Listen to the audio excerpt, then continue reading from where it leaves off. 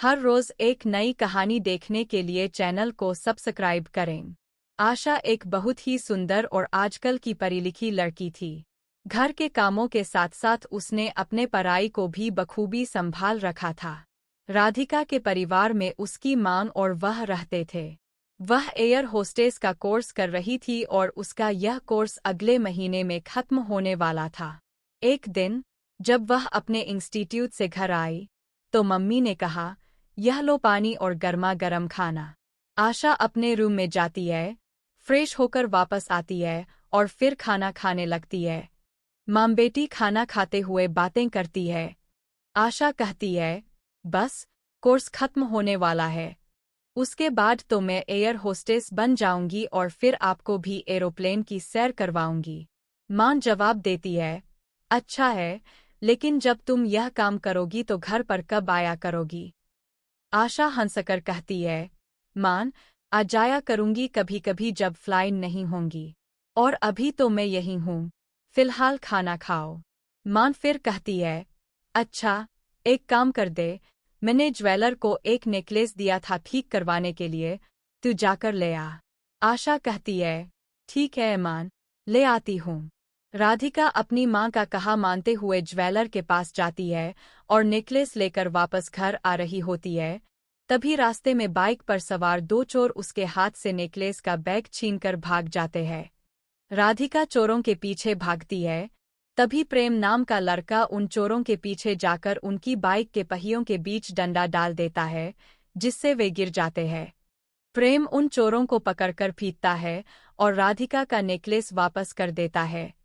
राधिका कहती है, thank you so much, उन चोरों से मेरी मां का नेकलेस बचाने के लिए। प्रेम मुस्कुराते हुए कहता है, कोई जरूरत नहीं है, यह तो मेरा फर्ज था। कोई चोरी करेगा तो उसे सबक सिखाना भी तो पड़ेगा। राधिका पूछती है, वैसे आपका नाम क्या है? प्रेम जवाब देता है, मेरा नाम प्रेम है। राधिका हंसते हुए कहती है, अच्छा नाम है, मेरा नाम राधिका है, हम दोनों के नाम साथ में अच्छे लगते हैं। प्रेम मुस्कुरा कर कहता है, तुम्हारी बातें सुनकर लगता है कि तुम मुझसे भी तेज हो। राधिका कहती है, चलो, थोड़ा भूख भी लग रही है, पास के पिज्जा हाउस में चलते हैं। दोनों पिज्जा हाउस में जाते हैं और साथ में पिज्जा खाते हैं। राधिका बताती है, मैं एयर होस्टेस की पढ़ाई कर रही हूँ और अगले महीने से ही फ्लाइट अटेंड किया करूंगी। प्रेम कहता है, तुम्हारा नंबर चाहिए होगा तो पहले ही ले लेता हूँ। राधिका हंसते हुए कहती है, तुम सच में मुझसे तेज हो। अगले दिन प्रेम राधिका को कॉल करता है। राधिका कहती है, तुम्हें मैं कैसे भूल सकती हूँ, मिल सकते हैं? प्रेम कहता है, आज शाम को मिलते हैं।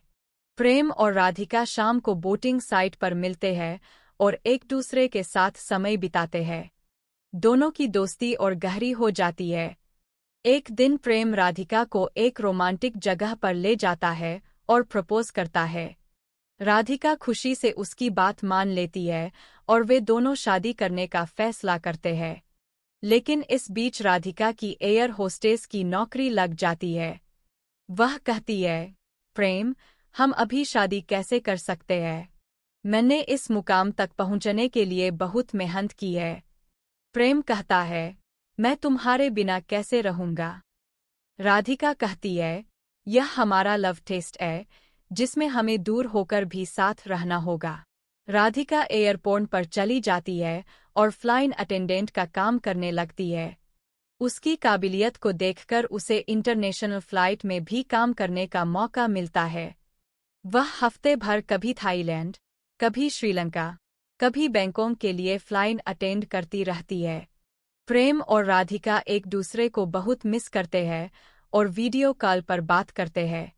महीनों बाद जब राधिका वापस आती है तो एयरपोर्ट पर प्रेम को देखती है और उसे गले लगा लेती है। वे दोनों अपने अपने घरवालों को अपने रिश्ते के बारे में बताते हैं और शादी कर लेते हैं। शादी के बाद राधिका अपनी सास से कहती है, मां, अगर मैं यह जॉब करूं तो कोई प्रॉब्लम तो नहीं है ना? सास कहती है, बेटा, मुझे कोई आपत्ति नहीं है। अब जमाना बदल रहा है, इसलिए सबको अपनी सोच बदलनी चाहिए।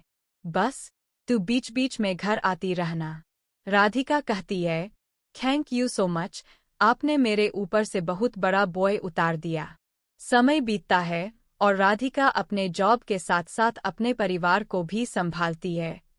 एयरलाइंस कंपनी की तरफ से उसे और उसके परिवार को फैमिली ट्रिप के ऑफर मिलते हैं। वह प्रेम और अपने परिवार को लेकर सैर करवाती है और उनका लॉन्ग डिस्टेंस रिलेशनशिप का सिलसिला चलता रहता है। दोस्तों, अगर आपको यह कहानी पसंद आई हो तो इसे लाइक करें, शेयर करें और कमेंट करके बताएं कि इस कहानी में आपको सबसे अच्छा क्या लगा।